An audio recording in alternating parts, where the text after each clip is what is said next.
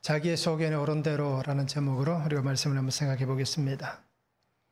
혹시 마라톤 선수 중에 아베베 비킬라라는 선수를 아십니까? 아마 많이 들어보셨을 거예요. 맨발의 마라토너라는 별명이 있습니다. 실제로 1960년 로마 올림픽에서 맨발로 뛰어서 금메달을 땄습니다.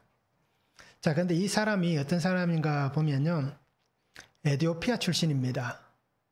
근데 이 사람이 마라톤을 시작할 때 나이가 24살 그때였습니다. 또 전적이 보면 그 전에 이 아베베 비킬라가 우리 한국 전쟁에 참전했습니다. 에티오피아 군인으로 참전해서 1년 동안 이곳에서 전쟁터에서 그렇게 군 생활을 했습니다. 그래서 이 사람이 돌아가서 마라톤을 하게 되고요. 그리고는 우리가 알듯이 1960년 로마 올림픽에서 또 1964년 도쿄 올림픽에서 2번 연속 이렇게 금메달을 차지하게 됩니다. 자, 그런데 이 사람이 이렇게 금메달을 2번 땄지만 1969년도에 교통사고를 당합니다. 그리고는 하반신 마비를 당하게 됩니다. 황제가 선사한 그 자동차를 타고 가다가 교통사고를 당한 거예요. 그래서 하반신 마비가 되어버렸습니다. 우리가 일반적으로 이렇게 되면 어떻게 됩니까? 내 인생이 이제 끝났다. 그래서 다 포기하고 나는 이제 뭐 더 이상 존재할 만한 가치가 없다라고 얘기할 거예요. 자, 그런데 이 아베베는 자신의 하반신 마비에도 불구하고 그가 다른 스포츠 종목에 도전을 합니다. 그래서 장애인 스포츠에 도전하는 겁니다. 그래서 양궁을 배우고 탁구를 배우고 펜싱을 배웁니다. 실제로 그렇게 배워서 경기에 나서기도 하고요. 또 겨울 동계 스포츠에도 참여를 합니다. 눈썰매를 배워서 이 눈썰매 종목에서 또 이렇게 메달을 따기도 하였습니다. 그런데 이 사람이 이렇게 힘들고 어떻게 보면 참 우리가 생각할 때는 정말 불쌍하다라고 여길 만한 그런 인생을 살았잖아요. 한때는 세계에서 아니면 그 나라에서 가장 어떻게 보면 주목받고 인기 많은 삶을 살다가 한순간에 사고를 통해서 하반신이 마비가 되고, 그리고 결국에는 1973년에 41세의 나이로 이 교통사고 후유증으로 인해서 이분이 사망을 하게 됩니다. 그러니 어떻게 보면 마라톤을 시작하고 나서 이 24살에 마라톤을 시작했으니까요. 41세가 될 때까지 어떻게 보면 우리가 살아온 시간보다는 굉장히 짧은 시간을 살아갔습니다. 그런데 우리가 이 아베베를 얘기할 때는 항상 그렇게 생각할 거예요. 좌절하지 않는 사람, 포기하지 않는 사람, 어떠한 역경에서도 다시 일어난 사람. 우리는 아마 이 사람을 그렇게 생각할 것입니다. 그러면 오늘 우리도 이제 하나님 안에 우리가 살아가는 삶 속에도 우리가 생각하지 못한 고난이 있잖아요. 아픔이 있습니다. 사건들이 있는 거예요.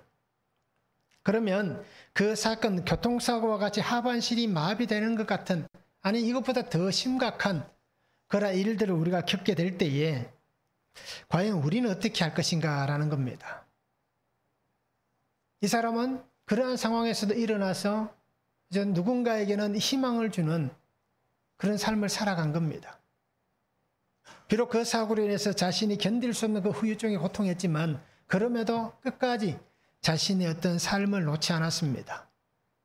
이렇듯 우리가 예수 안에 살아가면서 나를 인도하시는 주님의 그 은혜 안에 우리도 작지만 누군가에게 희망을 줄 수 있는 사람.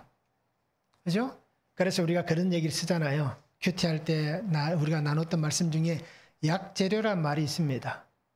내가 겪고 있는 이 힘들고 어려운 사건들을 가지고 나와 비슷한 이런 힘든 사건들을 겪는 사람들에게 내가 겪어보니까, 내가 지나보니까 이러한 하나님의 은혜가 있었다라는 것을 약재료로 나를 사용하는 게 있습니다.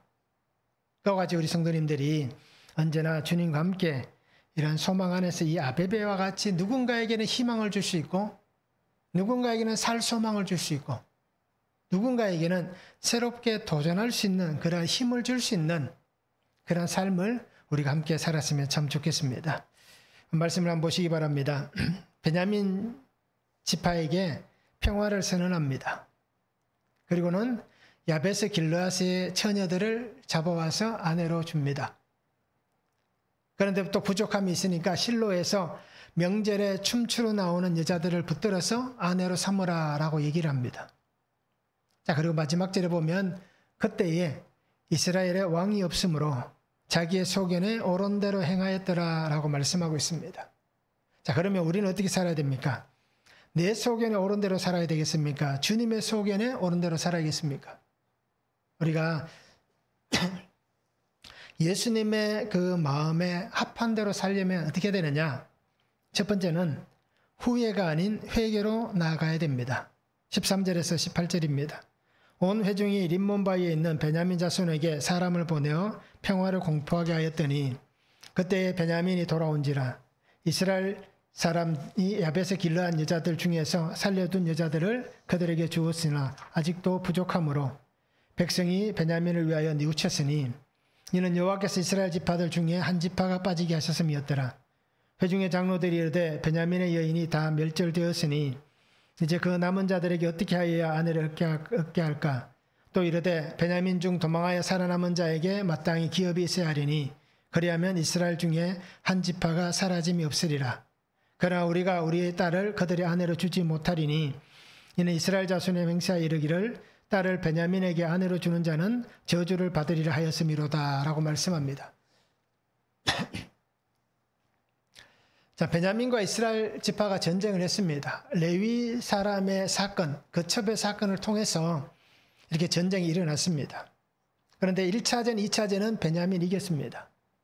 그런데 3차전에는 하나님이 주신 그 계략을 통해서 이스라엘이 이 베냐민 지파를 전멸을 시킵니다. 그래서 온 지파가 다 전멸당합니다. 그리고는 겨우 살아남은 사람 600명, 광야로 도망해서 림몬 바위에 숨어있는 사람들입니다. 자, 그리고는 오늘 본문은 어떻습니까? 그 전쟁 이후에 몇 개월이 흘렀습니다. 시간이 꽤 지났습니다.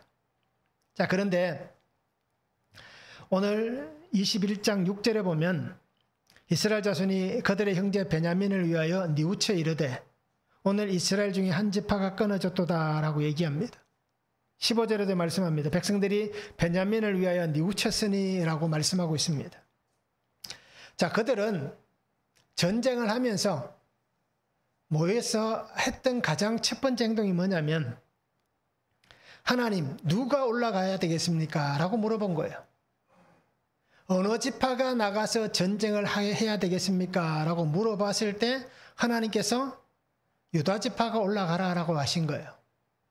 자, 그런데 물음이 잘못된 겁니다. 질문이, 기도가.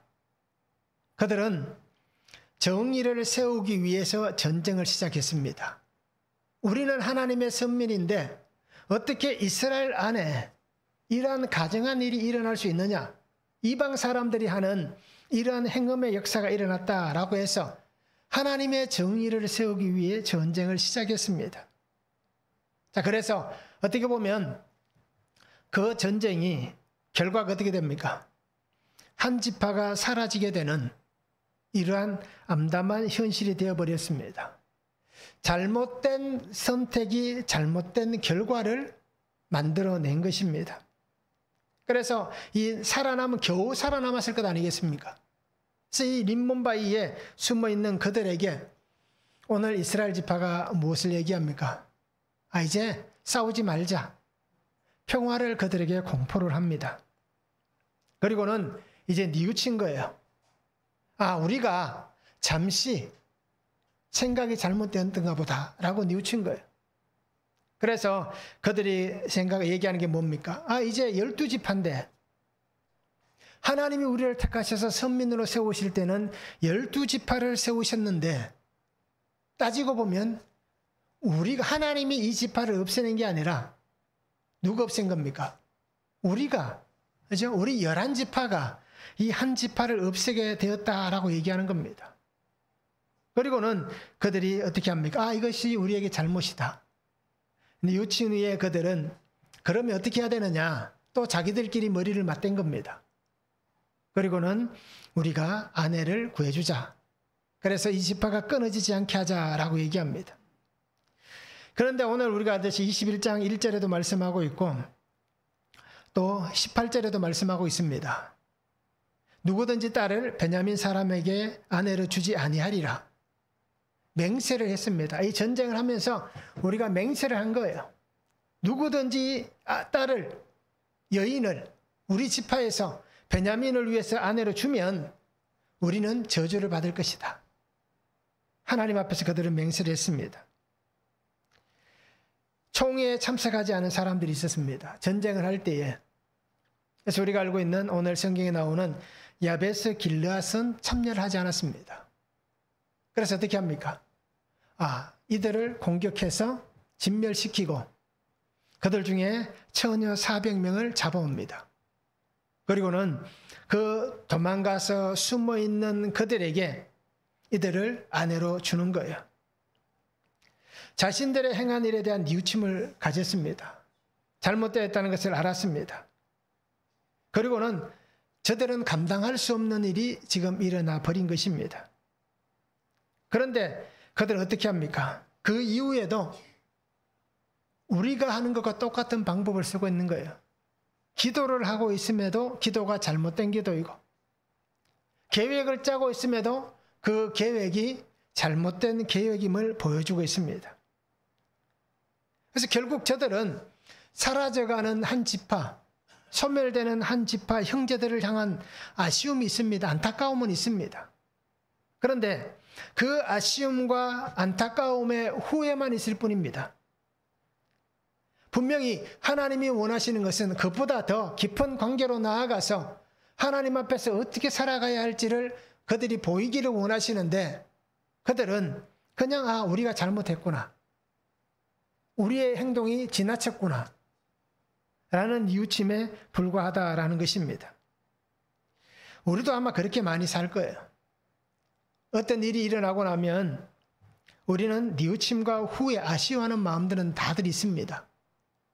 그런데 정말 그 사건과 그 일들 가지고 상대방에게 아니면 하나님에게 우리가 내가 한 이 행동과 말들이 잘못되었습니다. 라고 하는 그 사람 앞에 진실된 용서를 구하는 회개의 모습. 사람에게든 하나님에게든 우리가 정말 그렇게 진실된 용서와 회개를 한 적이 있는가? 라는 것을 우리가 한번 생각해 보시기를 바랍니다. 우리는 다 오늘 성경에 나와 있는 사사기의 사람들 같이 나의 옳은 소견에 옳은 대로 살아갑니다. 말씀대로 사는 것이 아니라 내 소견에 옳은 대로의 삶을 살아갑니다. 그런데 성경은 뭐라고 얘기합니까? 말씀대로 살아라고 얘기하는 거예요. 내 소견에 옳은 대로 사는 사람은 뉘우치는 삶을 사는 것이고 말씀대로 사는 사람은 용서와 회개의 삶을 살아가는 것입니다. 후회하는 것은 아닙니다. 뉘우치는 것은 아닙니다.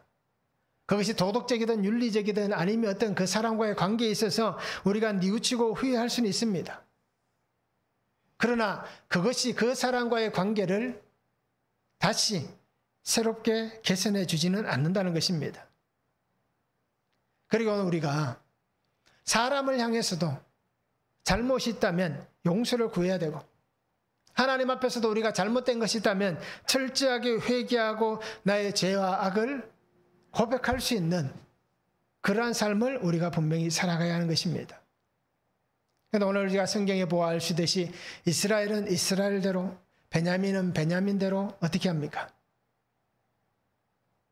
자신의 죄와 악을 고백해야 되는데도 불구하고 그들은 그렇게 하고 있지 않다라는 겁니다. 특히 베냐민은 더 그런 모습을 보여주잖아요. 우리는 절대 너희들에게 용서 구할 마음이 없다. 그죠? 그러니 결국 전쟁이 일어난 거 아닙니까?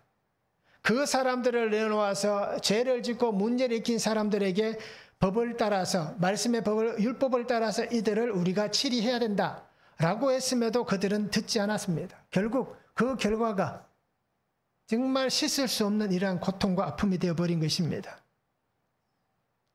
그런데도 그들은 하나님 앞에 더 이상의 자리로 나아가지 못하고 있습니다. 우리도 끝없이 후회하는 삶을 살고 있습니다. 그때라는 말을 우리가 잘 쓸 겁니다. 그때 조금 더 잘할 걸. 그때 좀 더 잘할 걸. 조금 더 그때 참을 걸. 그죠? 좀 더 그때 이렇게 할 걸. 아니면 좀 더 그때 저렇게 할 걸. 이라고 우리는 늘 그렇게 우리 안에 후회를 가지고 살아갑니다. 그러면서도 또 똑같은 일이 생기면 어떻게 됩니까? 비슷한 일이 생기면 또 반복하는 거예요. 그리고 시간이 지나면 또 어떻게 합니까? 그때 조금 더 잘할 걸. 그래서 우리가 대부분 그런 말들을 하잖아요. 부모에게 자녀들이 못할, 저도 뭐 부모님에게 잘한 게 없습니다. 그러나 자식들 입장에서 보면 다 자기가 정당한 거예요. 근데 우리가 어르신들이 했던 말들이 뭡니까? 부모가 돼보면 안다 라고 얘기하잖아요. 그리고 부모가 곁을 떠나야 안다라고 얘기하는 거예요. 그래서 아마 여기 계신 성도님들도 그렇고 저도 그렇고 다 그런 경험들이 있을 거예요. 부모님이 떠나간 그 순간에, 그죠? 나의 곁에서 부모님의 이제 흔적이 더 이상 존재하지 않는 그때에 어떻게 합니까? 그때서야 내가 얼마나 잘못된 길을 살았는지 잘 우리가 그때는 알게 됩니다. 그러면서 어떻게 합니까? 그때는 뉘우치고 후회해봐야, 그죠? 정말 진정한 용서를 구해야 될 대상이 사라져버린 거잖아요. 그런 삶을 우리가 살아가는 겁니다. 그래서 정말 우리가 내가 용서를 구해야 될 곳이 있다면, 내가 잘못한 곳이 있다면 우리가 정말 뉘우치고 후회하지 말고 제가 잘못했습니다 라고 말할 수 있는, 또 그렇게 고백할 수 있는 그런 우리의 삶이 되면 참 좋겠습니다. 그래서 오늘 우리는 후회의 눈물을 흘리는 게 아니라 회개의 눈물을 흘려야 됩니다. 후회의 시간을 보내는 게 아니라 회개의 시간을 보내야 됩니다. 후회의 어떤 탑을 쌓는 게 아니라 하나님 앞에서 회개의 제단을 쌓아야 됩니다. 후회하는 시간이 아닙니다. 회개의 시간을 온전하게 드릴 수 있는 우리의 삶이 되면 참 좋겠습니다. 한번 적용해 보시기 바랍니다. 회개를 해야 하는데 여전히 후회하고 뉘우치는 수준에 그치고 있지는 않습니까? 회개로 나아가지 못하고 여전히 후회하고 뉘우치는 그 곳에 딱 머물러 있는 우리의 삶의 모습은 아닌지 우리가 한번 적용해 보시기 바랍니다. 나는 진실과 정직함으로 하나님 앞에 회개하고 있습니까? 어떻습니까? 하나님 앞에 회개하는 것조차도 숨기고 거짓과 위선과 또 어떤 허영과 가짜를 가지고 회개하고 있지는 않는지 우리가 한번 적용해 보시기를 바랍니다.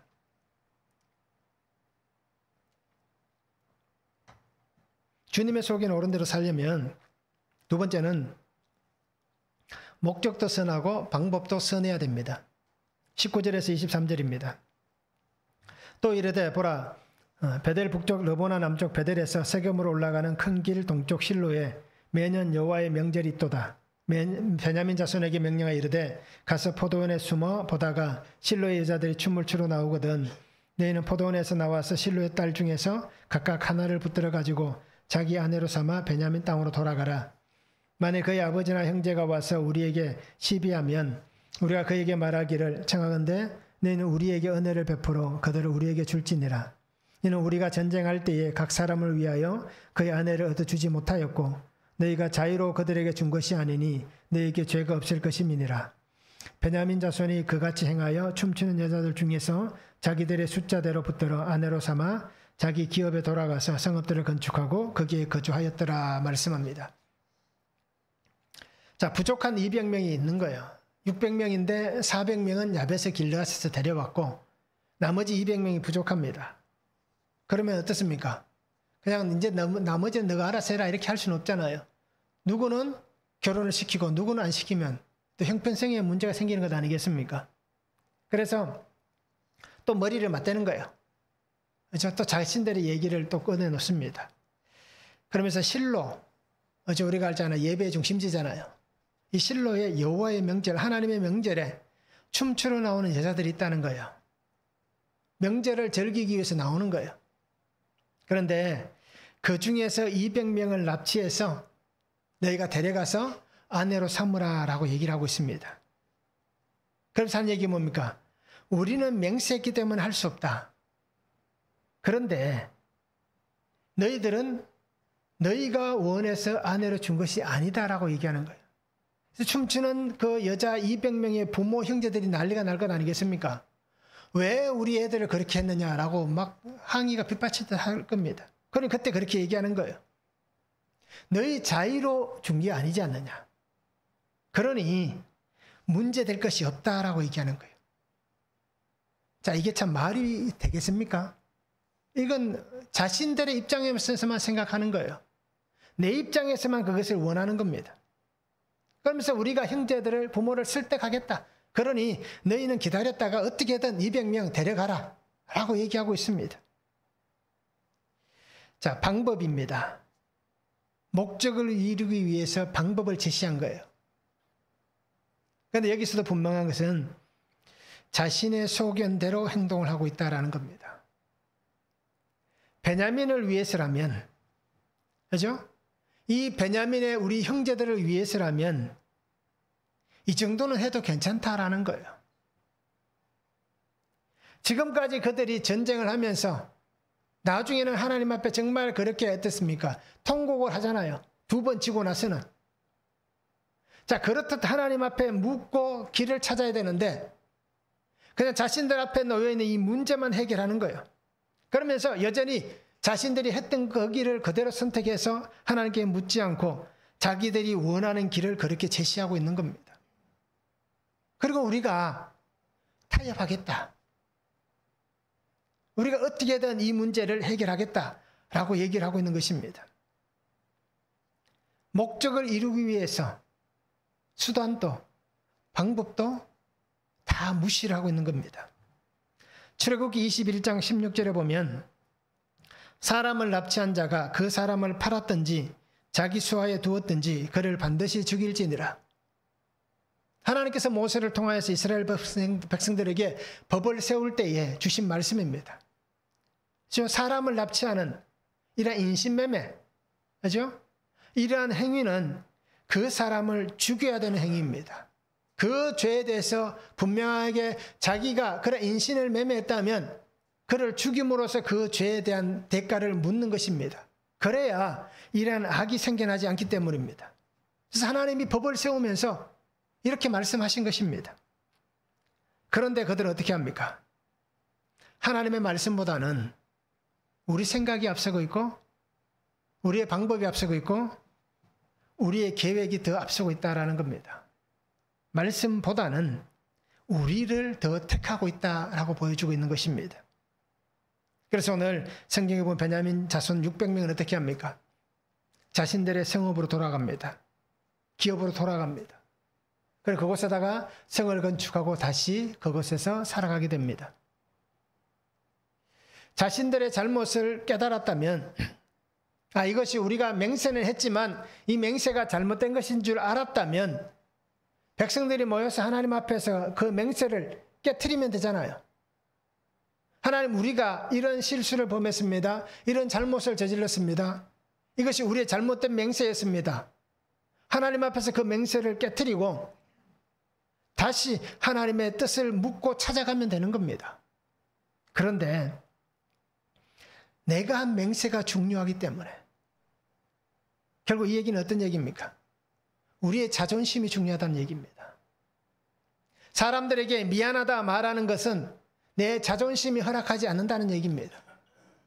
저 사람에게 내가 손을 내미는 것은 내 환경이 용납하지 않는다는 얘기입니다. 그러니 자존심을 내려놓을 수가 없는 겁니다.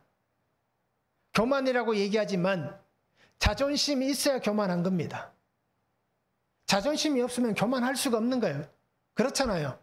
내세울 것이 없는데 교만할 게 뭐가 있겠습니까? 먼저 머리를 숙이고 이해를 구하고 먼저 낮은 자리에서 예수님같이 섬기는데 어떤 교만이 있겠습니까? 자, 이렇듯 내 맹세가 중요하기 때문에 이것을 지키는 겁니다. 그러면서 다른 사람에게는 그렇게 해도 괜찮다라고 얘기하는 거예요.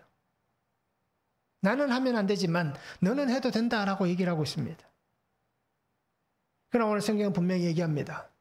목적이 선하다면 방법도 선해야 되고 그 수단도 선해야 되는 것입니다. 오늘 우리는 어떤 마음으로 살고 있습니까? 내로남불의 삶을 우리는 살지 않습니까? 나는 괜찮다. 근데 너는 안 된다. 라고 얘기하는 거예요. 오늘 우리의 삶에 보면 8.15 광복절을 전후해서 그죠? 우리나라 굉장히 지금 시끄럽잖아요. 뭐 정치적인 얘기를 하지는 않겠습니다만은 우리도 마찬가지고 다 어떻습니까? 내로남불의 삶을 살아가는 것 같아요. 내 기준과 저 사람의 기준이 다르다는 겁니다. 나는 괜찮은데 너는 안 된다라고 얘기를 하고 있습니다.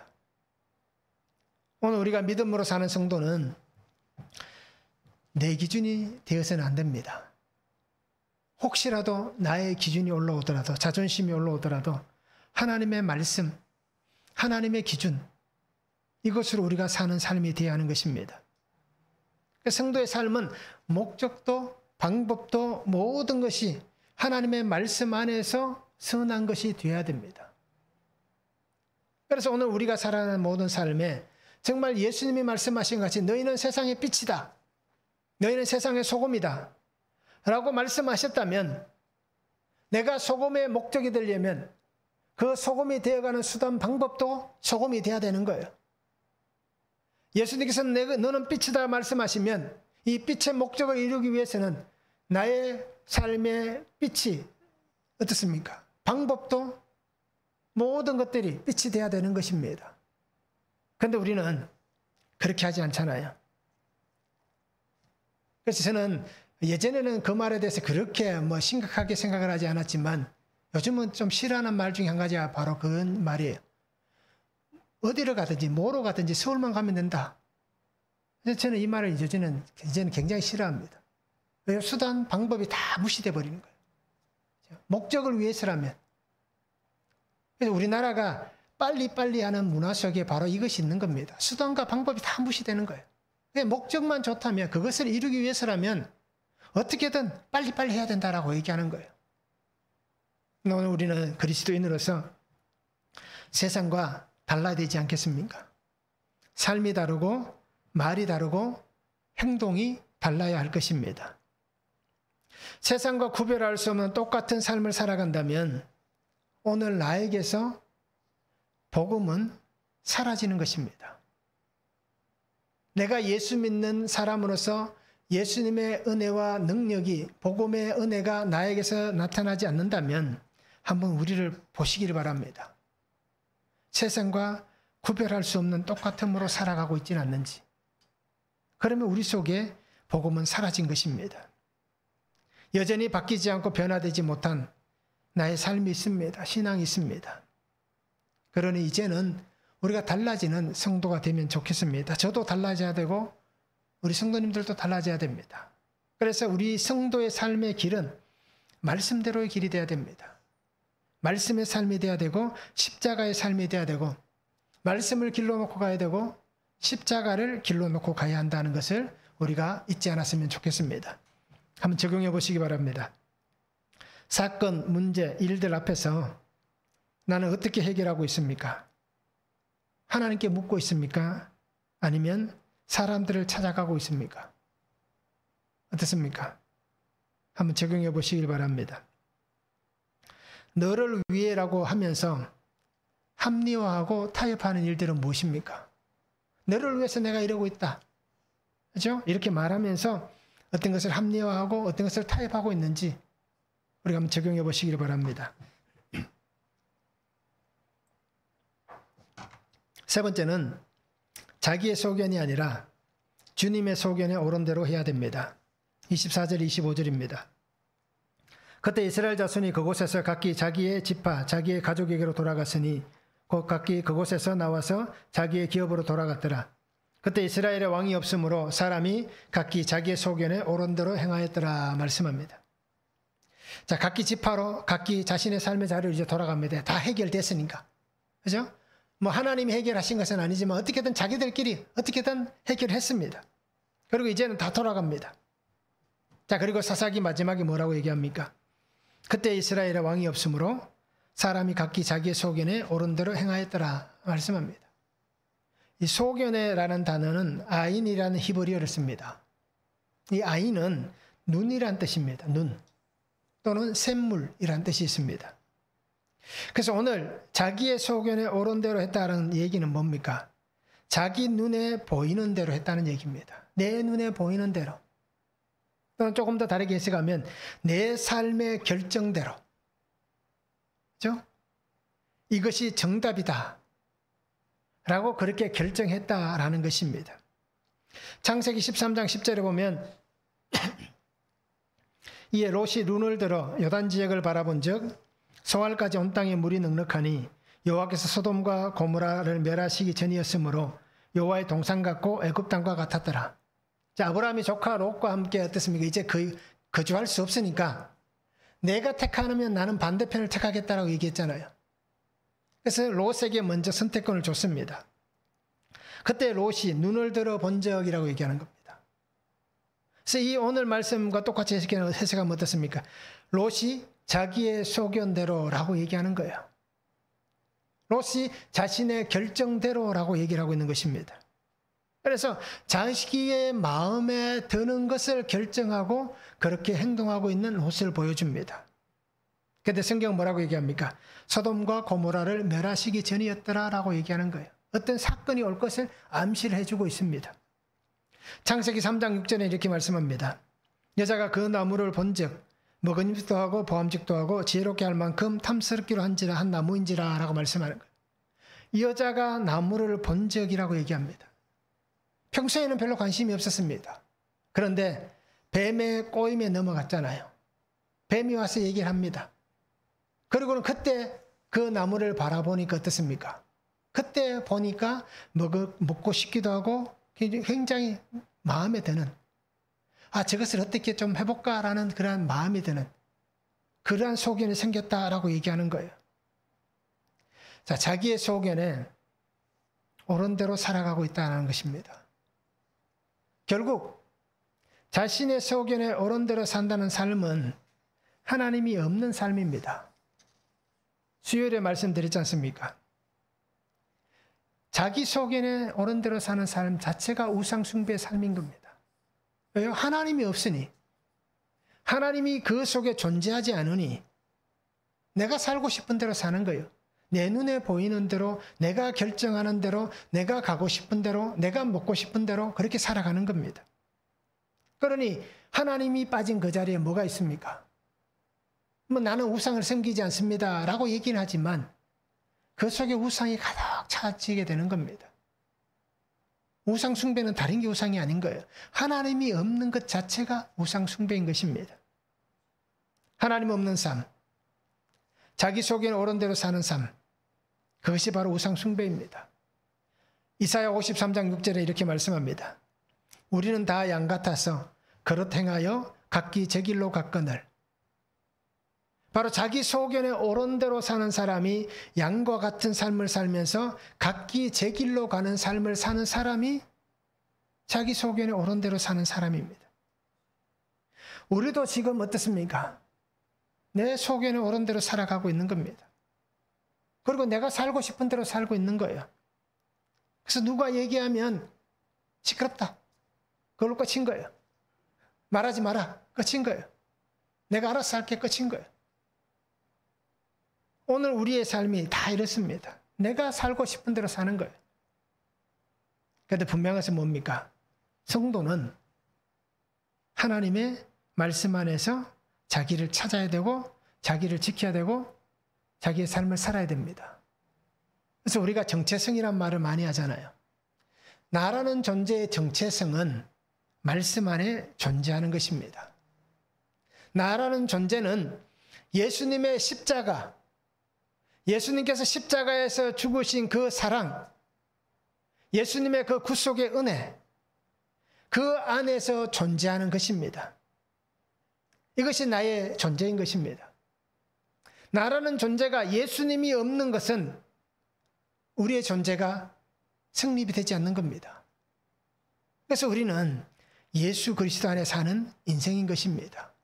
이것이 오늘 우리의 소견이 아니라 주님의 소견, 주님의 눈에 보이는 대로, 주님의 결정대로, 주님의 말씀대로 그렇게 사는 삶인 것입니다. 우리의 모든 삶은 그렇습니다. 교회라는 울타리 안에 있습니다. 저도 마찬가지입니다. 교회라는 울타리 안에 있습니다. 그런데 어떻습니까? 교회라는 울타리 안에 우리가 있으면서 예수님의 말씀대로 살아갑니까? 아니잖아요. 내가 원하는 대로 살아갑니다. 저도 마찬가지입니다. 목사로서 목회를 하고 있지만, 교회라는 울타리 안에 있지만, 말씀대로 사는 시간보다 내가 살고 싶은 대로 사는 시간이 더 많다는 겁니다. 그리고 내가 원하는 대로, 그죠? 그렇게 기도하는 거예요. 하나님 이렇게 해주십시오. 저렇게 해주십시오. 이렇게 하면 제가 이렇게 하겠습니다. 따지고 보면 다 하나님 앞에 조건을 내걸고 있는 거예요. 이런 기도는, 그죠? 하나님이 응답하시지 않습니다. 그런데 그런 삶을 우리는 지금 또 그렇게 나도 살고 있습니다. 저도 그렇게 살아가고 있습니다. 그러니까 그 모양만, 그죠? 오늘 또 머리를 이렇게 드라이하고, 뭐 드라이했다고 해서 정말 미장원 가서 드라이한 건 아니지만, 저 빗으로 빗고 위에다가 뭔가 스프레이를 뿌리고 해서 머리를 고정을 시키고 멀끔하게 보이기 위해서 나왔습니다. 근데 그 모양만 어떻습니까? 보면 뭐 그렇게 안 보일 수도 있지만 그 모양만 말씀대로 사는 것 같은, 예수 믿는 것 같은, 교회 안에 있는 것 같은 그런 모습으로 나왔습니다. 그런데 실제로 어떻습니까? 내면은 말씀이 없을 때도 있고, 예수님과 상관없이 반대의 길을 갈 때도 있고, 예수님은 좁고 험한 길로 같이 가자라고 얘기하시는데 예수님은 힘들어서 못 가겠습니다. 나는 저곳으로 좀 가고 싶습니다. 좀 편하게 가고 싶습니다. 라고 얘기를 하고 있고, 내 삶의 목적을 위해서 그냥 그렇게 살아가고 있는 인생입니다. 그러면서 또 시간이 지나면 하나님 앞에 하나님, 그죠? 회개하고 죄송합니다. 잘못했습니다. 제 생각이 잘못됐습니다. 또 그리고 돌아서서는 또 똑같이 그렇게 또 반복하고 있는 그런 삶을 살고 있습니다. 성공의 삶을 위해서 살아왔습니다. 그러면서 교회도 마찬가지입니다. 큰 교회들은, 부교육자들은 다 직원입니다.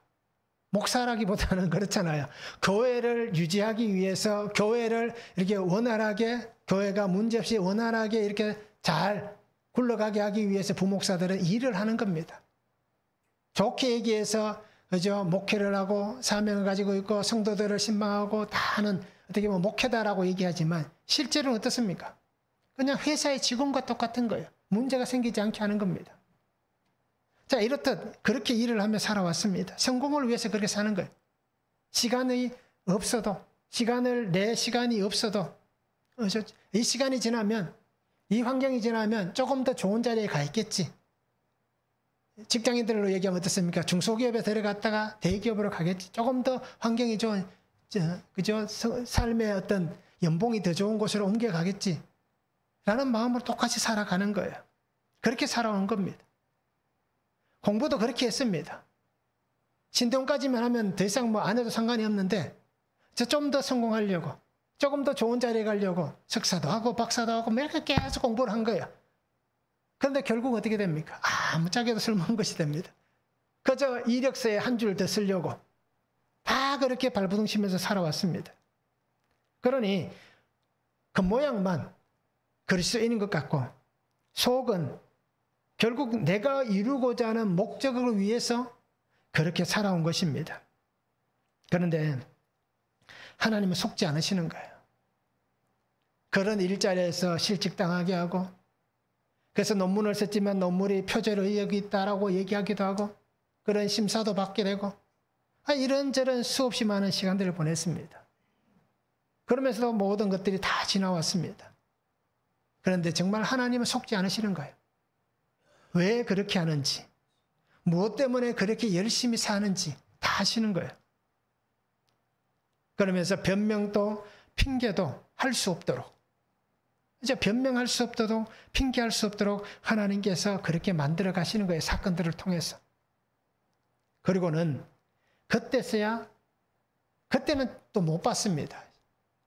그때 그런 일들이 생길 때는 원망하고 불평하고 싸웠지만 그리고는 시간이 지나가 버렸습니다.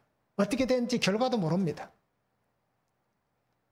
그런데 지금 와서 보면 어떻습니까? 그 시간이 지난 이후에 말씀을 묵상하고 큐티를 하면서 이것이 하나님께서 나를 멈추어 세우시고 나를 다시 세우시고 나를 하나님의 방법대로 살게 하시기 위해서 하나님이 주셨던 사건들이구나 라는 것들이 말씀을 보게 되니까 그때서야 알게 되는 거예요. 구속사의 말씀을 통해서 예수 그리스도의 십자가의 복음이 들어오니까 그때서야 왜 이런 일들이 그때마다 왜 이런 일들이 일어났는가 라는 것들이 보여지기 시작하고 들려지기 시작하는 것입니다. 그래서 오늘 우리는 저도 마찬가지고 우리 성도님들이 나의 소견대로 사는 것이 아니라 주님의 소견대로 사시기 바랍니다. 내 눈이 보는 대로 사는 게 아니라 주님이 나를 통해서 보는 주님의 눈으로 사시기 바랍니다. 그래서 날마다 주의 말씀에 순종함으로 주의 뜻이 우리의 삶에 아름답게 이루어지면 참 좋겠습니다. 한번 적용해 보시기 바랍니다. 나의 소견대로, 내 마음대로, 내 계획대로, 내 눈에 보이는 대로 살고 있지는 않습니까? 살고 있다면 어떻게 살고 있는지 한번 적용해 보시면 좋겠습니다. 그러면서 정말 주님의 소견대로 살기 위해서도 어떻게 해야 할지를 한번 더 나아가서 조금 더 적용해 보시면 좋겠습니다. 주님이 나의 왕이십니까? 주님이 나의 왕이십니까? 하나님께서 나의 창조의 주인이시다. 나를 만드신, 나를 지으시니가 하나님이시다. 하나님이 나의 창조의 주인이시다. 라는 것을 인정할 수 있는지, 또 인정되는지 한번 적용해 보시기를 바랍니다. 후회가 아닌 회개의 삶을 우리가 살아야 됩니다. 그리고 내 마음이 아닌 주님의 마음으로 살아가는 삶이 되어야 됩니다. 그래서 주님이 가셨던 이 구속사의 길, 십자가의 길, 이제 내가 주님과 함께 이 십자가의 길을 걸어가면서 나도 하나님 안에서 거룩한 성도, 또 내가 있는 환경도 거룩한 환경, 주님이 나를 위해서 구속의 은혜를 주셨듯이 이제 내가 또 다른 한 사람에게 예수 그리스도의 구속의 은혜를 전할 수 있는 그러한 복음의 아름다운 삶을 우리 모두가 살아갈 수 있기를 주님의 이름으로 축원합니다. 사랑의 아버지 하나님, 오늘도 우리의 삶의 자리에 함께하여 주시고 언제나 우리의 길을 인도하시고 역사하시는 내 아버지 하나님이 계심을 잊지 않게 하여 주시옵소서. 자기의 소견에 옳은 대로 사는 인생이 아니라 주님의 소견에 옳은 대로 사는 삶이 되게 하셔서 내 눈이 보는 대로, 내가 결정하는 대로가 아니라 주님의 눈으로, 주님의 결정을 따라서 날마다 말씀만 붙잡고 말씀 안에 살아갈 수 있는 은혜를 허락하여 주시옵소서. 그렇게 살기 위해서 우리가 날마다 말씀을 묵상하게 하시고 그 말씀을 묵상하면서 나에게 말씀하시는 구속사의 말씀이 들려지게 하시고 들려진 말씀을 통하여서 예수 그리스도와 함께 이 사명의 길을 잘 걸어갈 수 있는 믿음의 삶이 되도록 아버지 하나님 은혜로 축복하여 주시옵소서. 감사를 드리며 예수 그리스도의 이름으로 기도하옵나이다. 아멘.